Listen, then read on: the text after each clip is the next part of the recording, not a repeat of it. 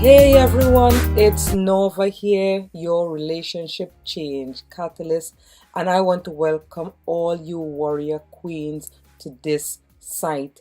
And today I'm going to be talking to you about 6 ways to take control of your money. Yep, 6. It's going to be quick, but I hope that the tips that I share with you would help you to be able to not just take hold of your money, but to really think about your spending habits. The worst thing is when you feel like if a lot of money is coming in on a monthly basis, but even more money is going out. So you have more month at the end of the money, and that's not a good place to be.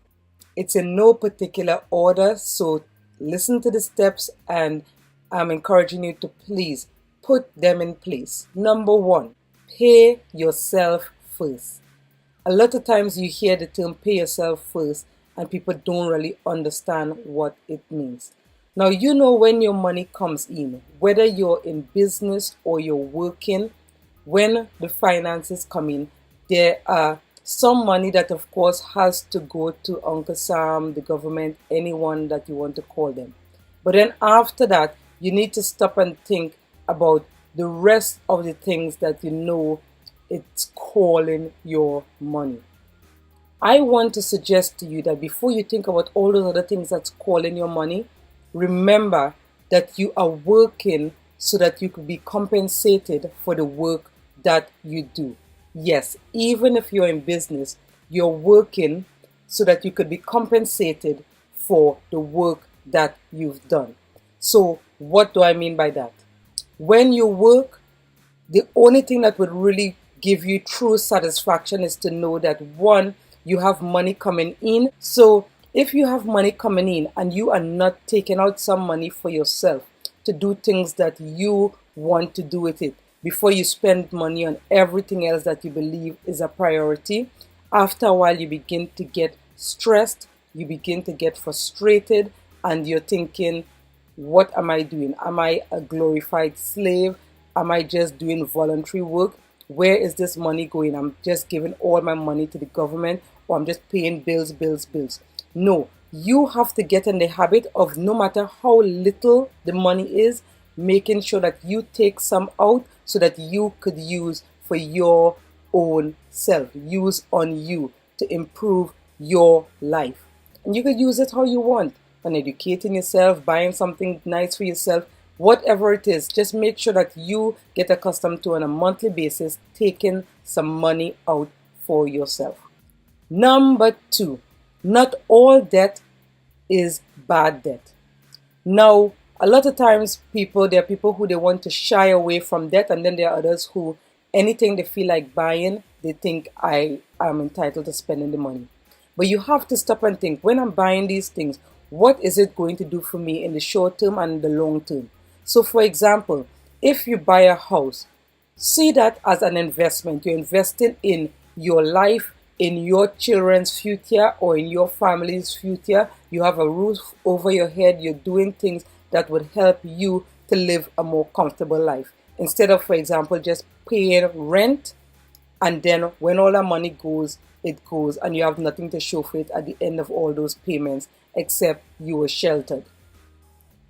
On the other hand, if you buy a car just because you want to say that you have a car and you're working across the road or you're working in your home and you hardly go out, would that be a good way to spend money if you don't have a lot of money coming in? I think no. But if you need a car for work, you need a car for business, you have to get around, you travel a lot, and you know it will be cheaper for you to drive, then by all means, buying a car would be a good thing. So I hope those 2 examples help for you to think about debt. Good debt, bad debt. What are you spending a lot of money on?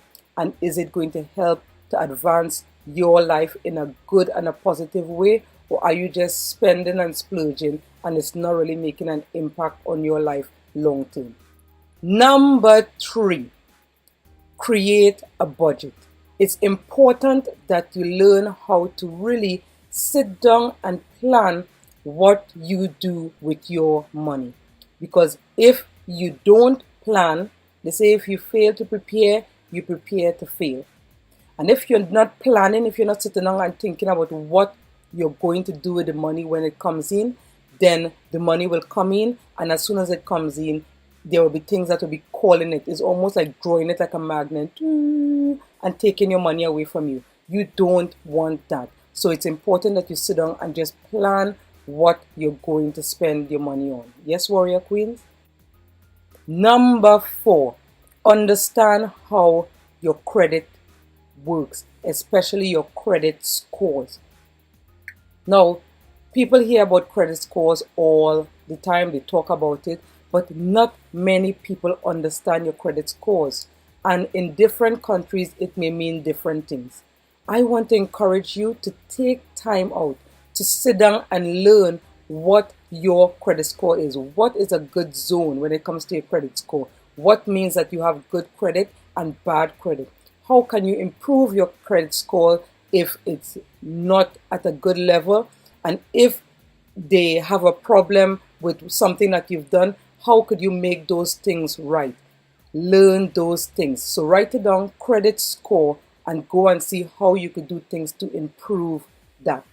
Number 5, find a good financial planner, or as they call it in England, a financial advisor. Sometimes when we're trying to do all of these things on our own, it could be frustrating and overwhelming. And if we do not know where to start, it can prove very difficult. So I want to encourage you, find someone who is certified, who they know what they're talking about, especially someone who they're not in debt themselves and just trying to tell you what they think would work. But they're really smart. They know when it comes to you planning out your life financially, what you want things to look like in 1 year, 5 years, 10 years, and beyond. What are the things that you could do now to help put those things in place so that you would live the kind of life that you want? So I want you to seriously think about that. Get a financial planner or a financial advisor, as it's called. I don't know, in other countries it might be called something else, but I know in the States and in the UK, those are the names that it's called. So please, search online, find a financial planner, ask your friends if they've used anyone that they could recommend, and I would encourage you to find out about that sooner rather than later. And number 6, start saving by learning how to spend wisely. Now, even though I spoke about not all debt is bad debt earlier on, that was more looking at when you buy big items. Now we want to come down to when you spend money on buying the little things that you might buy on a daily basis. So, for example, if when you get up every day you feel like you have to go and buy a cup of coffee, most people go and buy Costa coffee, or you have your regular places, even McDonald's, people go and get coffee now. Would it be cheaper for you to have a cup of coffee at home? I think so. Possibly think about that. Also, buying and eating out every day, buying lunch in the cafeteria, unless it's highly subsidized, so you end up paying, I don't know, equivalent of $1 or something like that, which still works out to a lot, and you could do cheaper than that at home. Then I would say do not sit down and be spending $5, $10, £5, £10 on a daily basis buying stuff that you could prepare at home for less. It would just take you a few minutes and you'll be able to save some money. Now, I know there are people looking at this video that are at different levels. So you have to consider for you, what is wise spending and what is for you foolish spending. So are you going out and every day you're going window shopping and saying you're not going to buy, and every time you end up buying something for yourself and then you're not wearing it? That is not wise spending. You want to buy things that you need. If you feel like you have too much money, and so it's easy for you to get spending, and then all of a sudden you have none, then here was my encouragement to you. Find a charity, find somewhere that you know they could really use the financial help, and I would encourage you to give some financial support to them. There are lots of people who could do with that help, and maybe when you see where your money is going, it would help you to value the money that you have coming in even more. So there you have it, guys. 6 points that I want you to really seriously stop and think about. Pay yourself first. Not all debt is bad debt. Create a budget. Understand how your credit score works. get a good financial planner and start saving by spending wisely. Warrior Queens, I look forward to speaking to you all again, and I hope that you really got value from this. If you did and you want to learn more about other tips that you could use in order to improve your financial situation, I have something really special for you. I call it the ultimate list to improving your financial situation. And if you're interested in getting that list, it has about 55 things on it that you could do to help improve your financial situation even more. I want to encourage you to share with others what you've learned, and I want to also encourage you to put it into practice, because just reading about something and not using it, it doesn't help to advance you. So you need to really get accustomed to putting it into practice. So that's it from me, guys. Thank you so much for listening, and I'll speak to you all another time. Take care. Bye.